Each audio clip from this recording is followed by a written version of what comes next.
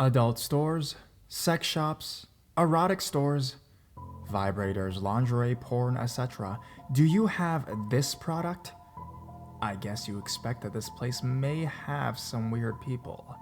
Grab a blanket, turn off your lights, and if you're under 18, you may want to turn around and leave.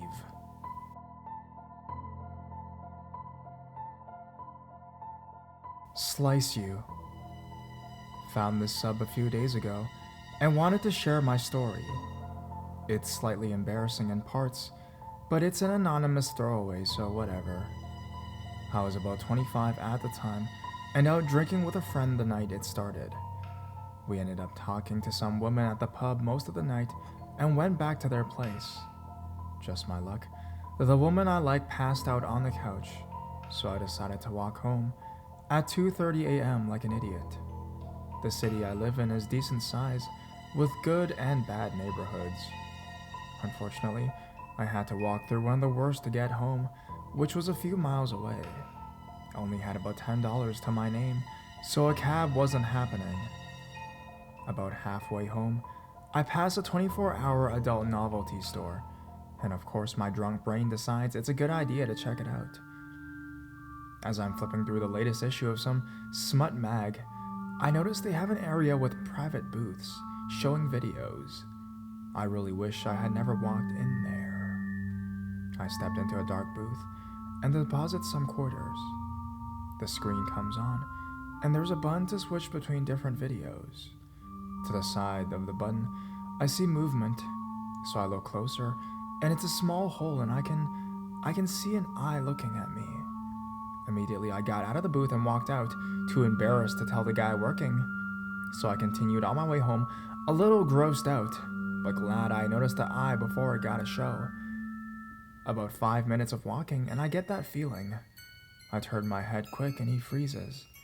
He's across the street, about 100 feet behind me, but I can see him clearly from the streetlight. Looked to be in his 50s, with shoulder-length gray hair and a long pale face with penetrating eyes. We stared at each other for a second until I noticed he had something in his hand. His shoes. My first thought was, this guy is trying to sneak up on me, which pissed me off bad. I yelled "fuck you" in the deepest voice my vocal cords could muster, and he turned and walked back in the direction we came. My adrenaline was pumping at this point, and I was pretty scared, so I ran for a while, until I was positive the guy was long gone. A little more walking, and I'm finally home, safe in bed. Something wakes me up, and the clock says 4:30 a.m. A few seconds go by, and I hear it again, loud and clear. It's a cigarette lighter right outside my first floor window. I laid there wondering if this guy actually ran and followed me home. I didn't hear the lighter again, or anything else, but I stayed in bed listening until the sun came up. Once it was light outside, I looked out my window but saw nobody, so I grabbed a bat and went to look outside. The guy was gone, but he left me a note in the dirt under my window. Just 2 words. Slice you. My apartment lease was up in a month, and I spent that month paranoid and hardly sleeping. But luckily, I never saw him again. Once the lease was up, I moved across town, but I still wonder if I'll ever bump into him again.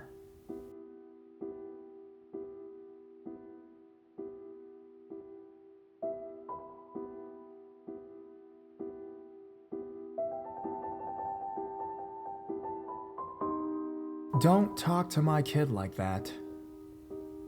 Hey all, just found this sub, and figured I could share a few of my stories. I worked in adult stores ever since I got out of high school. Here's my first story for you guys.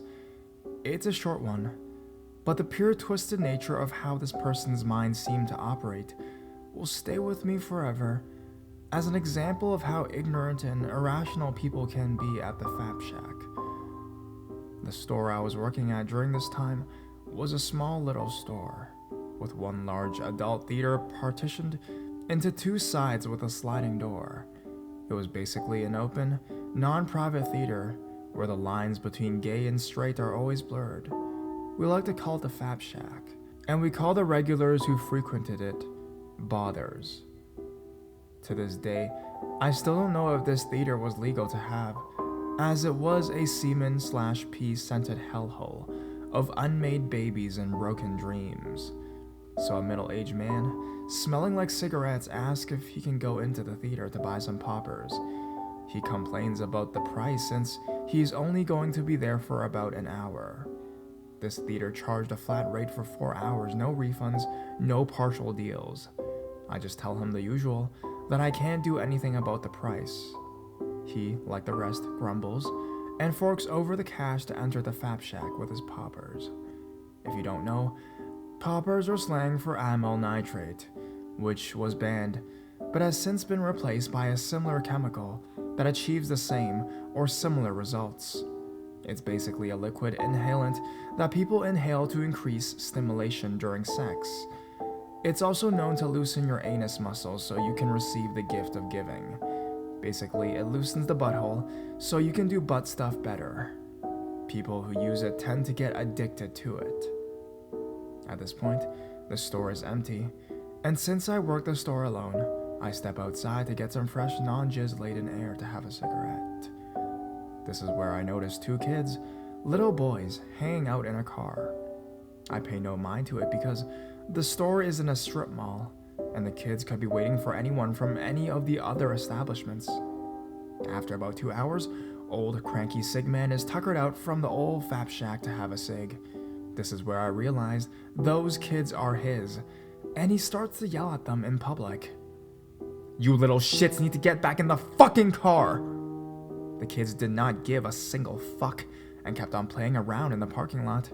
So far, I'm not mad at the guy and haven't said anything over the issue. I am single, but I surmise it's hard to get any sexual activity if you have 2 kids. So I hold my tongue, of course, and keep my thoughts to myself. So after this Sigman must have realized that his time at the old porno store had come to an end, he comes to me and asks me for a second bottle of poppers. And am ringing him up. I see both of his kids licking the door to the porno store. One is licking the window, and the other is licking the handle of the door itself. I immediately tell the man what his kids are doing, thinking that he would be happy to know that I am preventing his kids from licking other people's STD and other bodily fluids that I shouldn't need name. I thought in my heart I was doing the right thing. But this wasn't reality. This was the twilight zone of reason. This was the porno store. Sigman flips out, throws the poppers bottle at me, and berates me for trying to tell his kids what to do. The man tells me I am ignorant and have no idea how to raise kids. As he leaves, I just pop out the door and say, "Thank you, sir, come again," as loud as I can so people in the lot can see him walking out of the Fap Shack. What a wonderful world we live in. Anyhow, I hope you like the story. If you all do, I will tell you more, because after 10 plus years, everything has happened and my soul has died a little inside.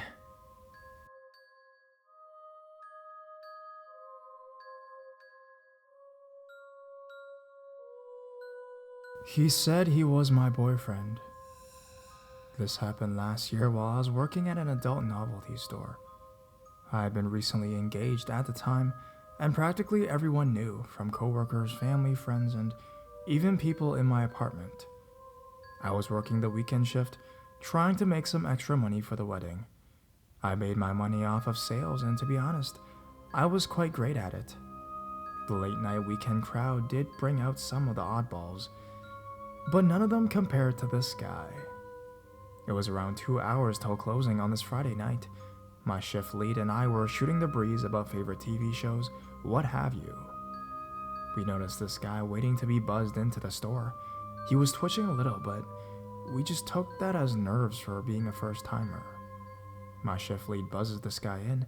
He's short, pretty round, dirty, messy blonde hair, and a weird peach fuzz neck beard. This guy walks in and looks directly at me. His eyes were so wide, I felt like I was about to become this guy's dinner. We both greet him like we would any customer, and asks if he needs any help finding a particular item. He blushes and goes to the back of the store, where the women's lingerie is located. After a few minutes, we hear this guy moaning. My shift lead went to go check on him, and the guy immediately stopped. The creeper returned to the front of the store, walked right up to my counter, and asked if we carried any fleshlights. I told him no and gave him a card for a website that does. He was surprised at how nonchalant I was about the website, and even told him about all the types they carry. As I was talking the whole time, he was staring at my boobs, and my shift lead was, being the bluntest woman I know, screamed at him, "Her eyes are just due north of those melons, you idiot." The creeper then glared at her, and then asked me if he could purchase some Durex XXL condoms. Now, Durex XXL condoms are the longest condom on the market, approximately 9.5 inches. My shift lead and I had to hold back our laughter. This guy certainly did not have that kind of schlong. No offense, but we would rather you get a condom that fits rather than you trying to impress us. At this point, I didn't care what size he was, so I rang him up. He exited the store, and we busted out laughing. My shift ended uneventful, and I made my way back to my fiancée.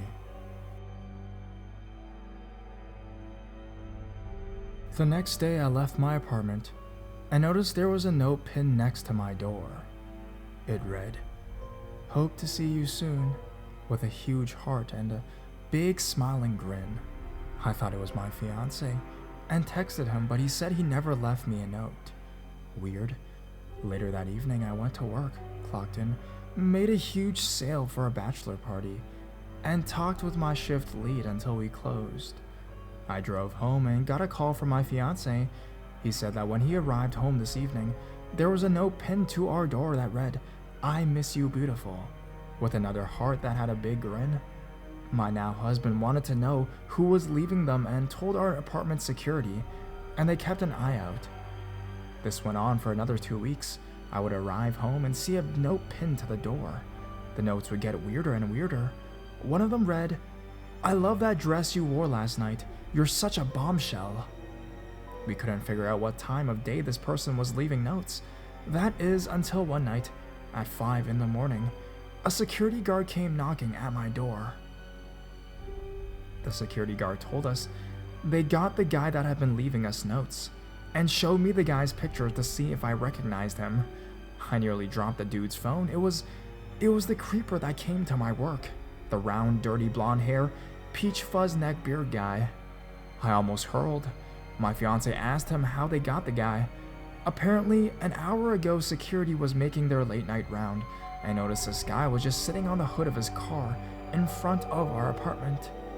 They made their way towards him, asked what he was doing there, and he told them, "I'm waiting for my girlfriend." They asked him, "Which apartment does your girlfriend reside in?" And he pointed directly at ours. The guards took him away, called the police, and found out he had a camera filled with pictures of me while I was leaving work, leaving my apartment, getting the mail, shopping for groceries, and while at a bar.